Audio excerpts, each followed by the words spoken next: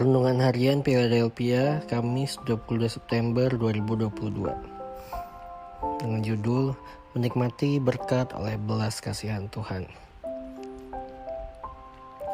Tuhan menaruh belas kasihan kepada umatnya dan menjadi marah demi membela tanahnya. Yoel 2 ayat 18. Firman Allah yang hidup. Bacaan harian Yoel 1 sampai 3. Kita pernah melihat seorang anak yang menangis meminta sesuatu kepada ibunya, tapi ibunya tidak memberikannya kepada anak tersebut karena anak tersebut telah melakukan kesalahan.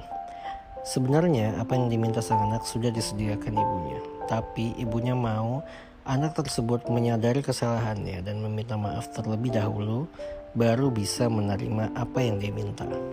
Ini adalah salah satu cara orang tua menunjukkan kasihnya kepada anaknya, supaya anaknya tidak hanya menikmati apa yang dia inginkan, tetapi juga menjadi pribadi yang lebih baik. Itu pun yang Tuhan inginkan kepada bangsa Israel dan juga kepada kita umat Tuhan. Sesungguhnya Tuhan telah menaruh belas kasihan kepada umatnya. Dan di dalam belas kasihan Tuhan ada begitu banyak berkat. Ada berkat makan dan minum, berkat penjagaan dan perlindungan, berkat sukacita, bahkan berkat kasih karunia Tuhan, dan lain-lain. Yoel 2 ayat 19-32. Berkat-berkat ini bahkan lebih dari apa yang dapat kita pikirkan. Namun kalau kita terus hidup dalam dosa, maka kita tidak dapat menikmati berkat-berkat tersebut. Karena berkat itu adalah janji bagi bangsa yang bertobat. Itu sebabnya Tuhan memberikan cara supaya kita bisa menikmati berkat oleh belas kasihan Tuhan, yaitu kita harus berbalik kepada Tuhan dengan segenap hati, merendahkan diri dan mengoyakkan hati di hadapan Tuhan.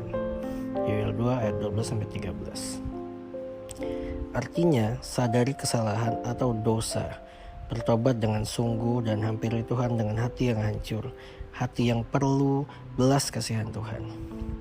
Sesungguhnya belas kasihan yang pertama kita terima dari Tuhan adalah ketika kita alami hidup baru di dalam Tuhan. Tuhan ingin kita tidak hanya menikmati berkat, tetapi juga menjadi pribadi yang hidup sesuai firman Tuhan. Pribadi yang baik dan benar, supaya oleh belas kasihan Tuhan kita bisa menikmati berkat-berkat yang luar biasa, dan akhirnya Tuhan saja yang dipermuliakan. Haleluya. Refleksi. Masihkah kita dengan sengaja terus melakukan dosa? Maukah Anda bertobat dengan sungguh dan menerima belas kasihan Tuhan? Mari kita berdoa.